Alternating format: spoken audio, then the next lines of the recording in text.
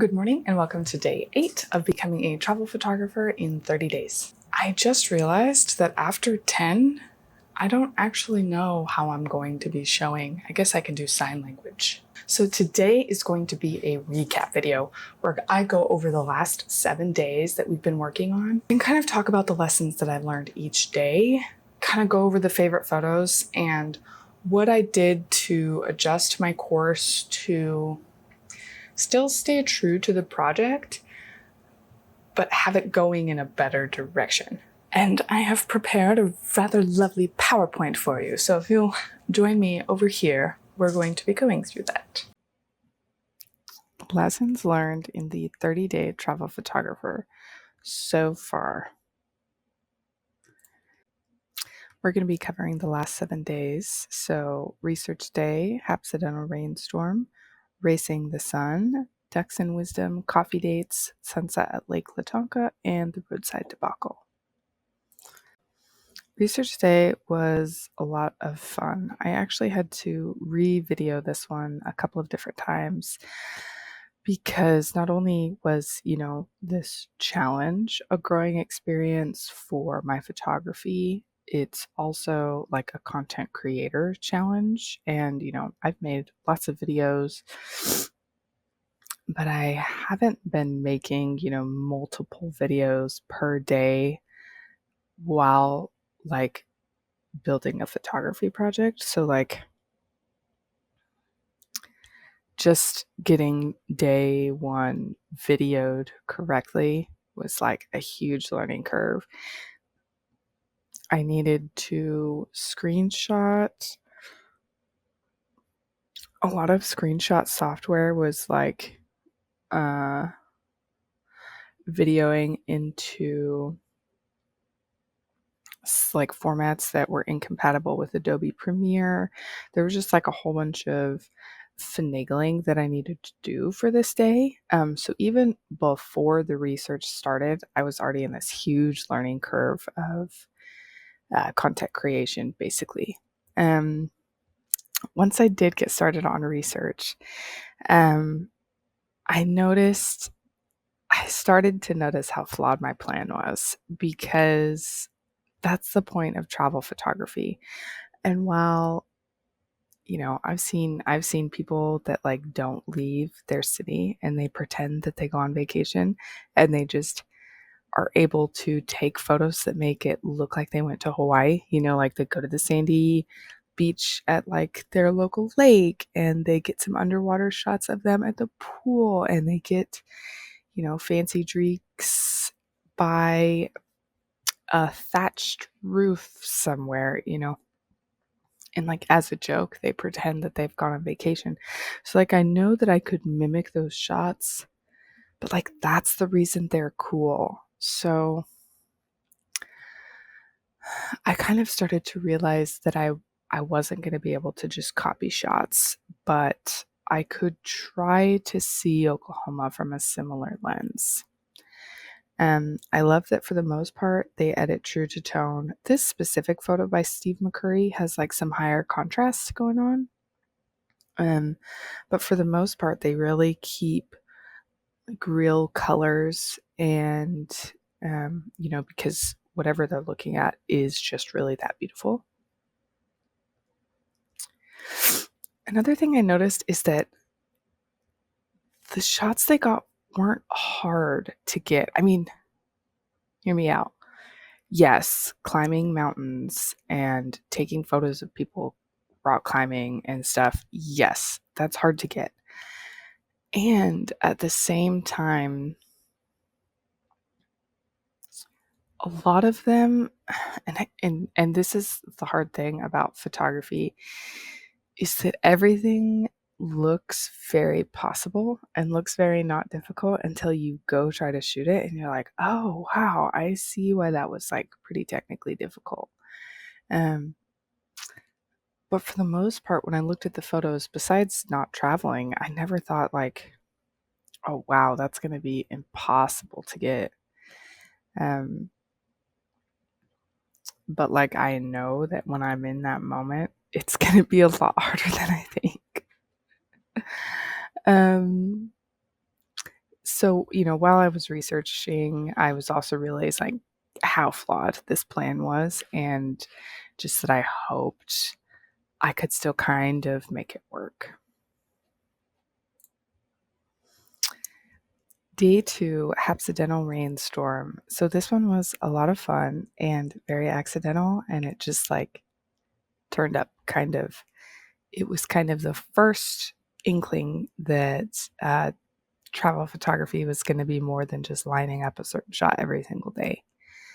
Um, this was my first taste of like moving water, which apparently is a thing for me. Like after day 6 at Lake Lawtonka, I'm like looking into camera housings for water shoots. Like I'm feeling very drawn to shooting water. And this was kind of the first taste that I had of it. This was the day I kind of came up with numbers for voting so that like I could get feedback on specific photos. And I still don't know how I feel about it because on one hand, it's nice for people to be able to just give a number and give feedback instead of like having to describe the photo. But on the other hand, I feel like it a little bit takes away from the photos. Also, I've been trying to post them to Reels because Reels are just kind of where it's at. And at this point, that's kind of where I came up with, oh, let's number these and stick them in a reel so people can get feedback. I'm still not sure if that is the best, but this was the day I kind of came up with that. But then, people have to find and watch 2 reels, which is also kind of flawed. I had a lot of fun this day, and it kind of jump started like my adventure energy to like go out and get stuff. These were the favorites that were voted for. These were like the top 3.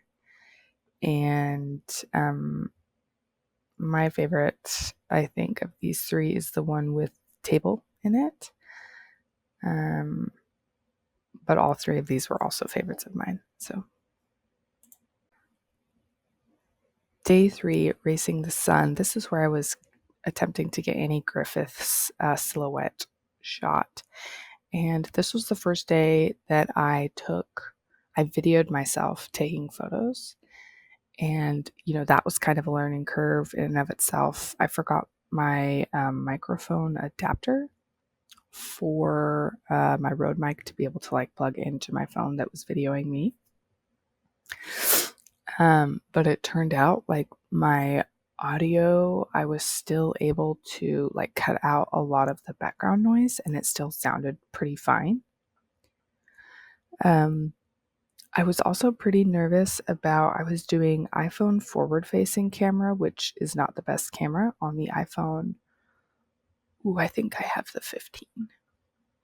I just did forward facing so that I could keep track of my face. And I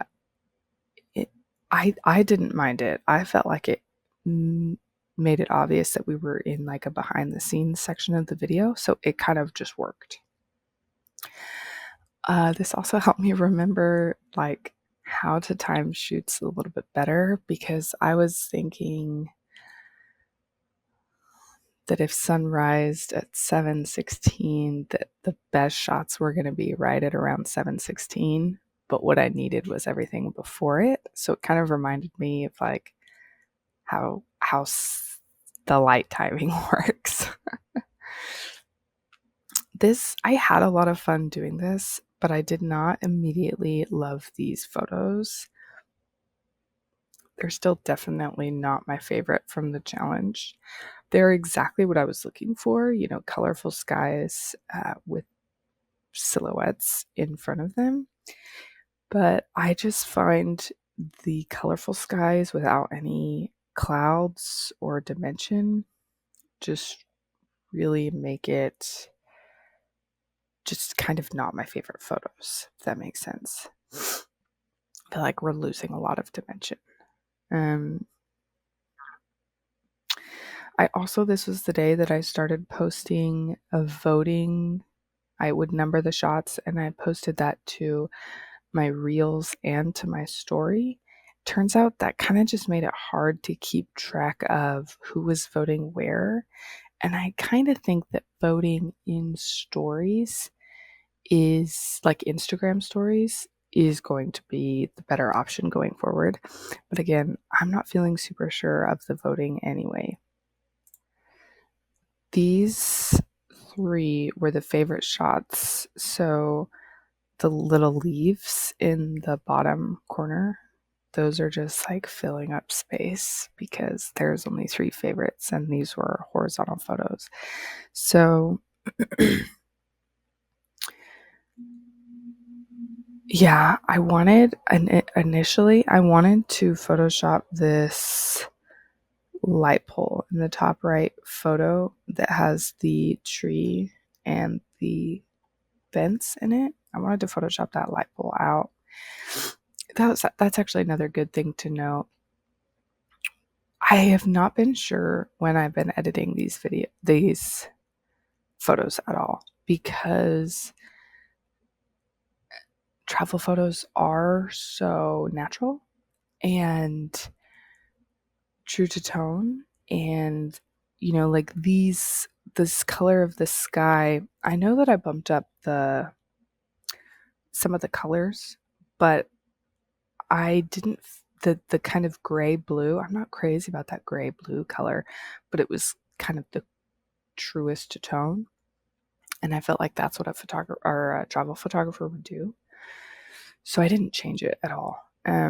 And like I wanted to edit out that little post because it just doesn't really add to the story. Actually, I think it's kind of distracting and takes away, but I left it in there for the sake of being true to the photo. And after looking at some of Trey Ratcliffe's edits, he really enhances his work. He's the one that kind of has some other worldly stuff. He really, really enhances his work, and it helps it to tell a more effective story. So I still kind of don't know where I land in that category. But for this day, like I chose to edit true to tone, and I think the one in the top left with the tumbleweed, I think that one was my favorite. But these were the ones that were voted on. Day 4 was my photography club day, or Ducks and Wisdom day, and this very quickly became my favorite shoot so far. For one, it was just really enjoyable to be around other photographers and to hear cool stories. And we were in a really beautiful location. I could have shot anything there and it would have just been really, really pretty. I realized that like I wanted sunlight. So far I had been shooting like in the middle of the night using ambient light from the streets for the rainstorm photos, and then the sunrise photos, and just all my photos felt really dark. And when I posted them, I just was kind of sad with how dark they were. I like wanted something brighter. So these kind of scratched that itch, and I kind of got more excited about shooting more things in the sunlight. And this group also does photo competitions, which is really fun and exciting for me because I can submit my work and have seasoned photographers rate it on a scale of like 1 to 10. And he says there's almost never a perfect 10. Jack, he's the current president.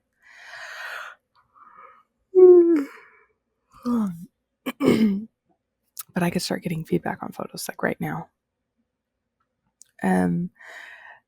This day I remembered to bring my microphone adapter that attached to my cell phone, and I did not like the audio on that. I felt like it was worse, and it didn't edit as well as just audio straight from my camera. So I'm still looking into wireless mics because that lends itself to travel photography a lot better than my little wired lavalier mic. But I've kind of figured that when I I'm out and about doing adventures, I'm just not going to use a mic until I've got a different one than the one I have. I don't know if the adapter just like kind of sucks or what, but I just did not prefer the audio for that. This also, by this day, I was getting pretty worn down.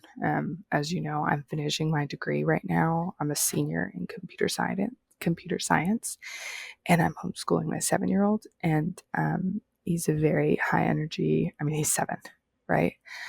And he needs lots of love and attention. And my video editing, like I said, like this is a content creation growing curve, and I'm shooting the video, editing the video, doing multiple different edits, animations, graphics, captions, all of the stuff within one day. And so I was really starting to feel it by about day 4. And I also realized that like I loved these shots from my photography club day. None of them had anything to do with the experts. So again, I was kind of feeling how flawed my plan was. And while like I had an amazing day this day, I was just feeling like nothing was working. And the only photos I loved had nothing to do with this challenge. And everything was hard to get done, and like nobody wanted me to finish my videos. And by nobody, I mean like my kiddo was like, no, play Pokemon with me, which, I do. That's the crazy thing, is that, I've been overperforming in all of these different areas, and it was just really, really hard. So I knew I needed to streamline something, whether that's getting rid of the blog, getting rid of the YouTube video, only doing an Instagram video, like whatever it is, I knew I needed to do something different on this day. This was the photo that was voted on for day 4, and I'm not surprised because I really love this little ducky. So this day 5 was the coffee date photos, and this day was really hard too. The whole flawed plan was really setting in. I hadn't streamlined my videos yet. I decided to kind of table the experts' photos and just go on adventures and get photos from it and see where that took me. And that was kind of in hopes of sort of like lightening my heart and just getting some good photos, some pretty photos. And I just really hadn't loved any of the shots that I had gotten so far, besides some of the photo club ones. And ironically, I didn't actually love many of the photos that I got from this day, from day 5. I was still feeling a lot of resistance in my everyday life to like complete this project every single day. And I just really needed like some inspiration, and like I needed a boost to kind of help me keep going. I'd also gotten some feedback that some days I was picking like 14 photos to vote from. I'd been given some feedback that like if you only pick 3 or 4, it would be easier for people to vote and they wouldn't have to like keep track of so many numbers. So I only posted 4 photos for voting, and I actually kind of regretted that because I actually left out my favorites. So like one of my favorites is in the bottom left, and it's the connect piece is actually like falling out. And then there's also some really lovely Russian sage in front of the coffee shop. I didn't really include any of that. And so many of the photos were inside, and I was wanting more natural light. There's some big windows in here, so like we've still got good light, but I was missing the decks, I was missing the trees. I was wanting more outdoor travel stuff, right? And I had been able to reduce some of my editing time this day. Um, but it still felt like, this was still an hour-long date, and the content creation for it was 4 or 5 hours. Still trying to streamline and get all of that figured out and put together. This is my cute kiddo. This is the photo that got voted on. And then I included my little freeze frame of the Connect 4 pieces dropping because that was my favorite. All right, so I was feeling so down, and this is day 6, and this is the sunset at Lake Lawtonka. And I'd actually planned on going to the Wichita Wildlife Refuge this day, and when we had gone up to the Medicine Park area, which is right there by the refuge, we had some errands and some chores to be doing, and I actually ended up kind of accidentally taking a nap, which I really needed. And then by the time that I was kind of being down, feeling sorry for myself. By the time I had energy to get out, it was late enough that driving into the refuge wasn't really an option. And I had seen a spot on Lake Lawtonka that I wanted to go and shoot because it's got Mount Scott in the background. So I left the kiddo with my sweetheart doing chores, and I went out, got some much needed alone time, and it was a little bit spontaneous, and this was really the experience that I needed. I got some alone time in nature. The sunset was so beautiful, and I can't even describe how absurd it was, but I truly believe that sunset was for me. It felt like it was me and the earth, and like that's all that was and all that is, and it was just for me. I know that sounds so crazy, but that is exactly what that sunset was for me. And I feel like the shots were just out of this world beautiful. I still can't believe that I took some of them, and it was just exactly what I needed. The video streamlining that I had figured out the day before really worked well on this day. And with kind of the debate about voting, after I'd taken these photos, I was thinking of how insulting it kind of felt to vote on them, because they felt like it was such a spiritual experience for me. I know it sounds crazy, but it felt like an insult to the gift of the sunset to vote on them, because all of them were so stunning, and you can see like the light changing throughout the photos. It's more that harsh daylight fades into like this orange that's warming the water up as it's splashing up on these rocks. It's just so beautiful and so stunning. And it was kind of like, hey, you can keep going is how it felt. And I just really needed it that day. It was so beautiful. So because there was no voting this day, I've just popped in a couple of my favorites.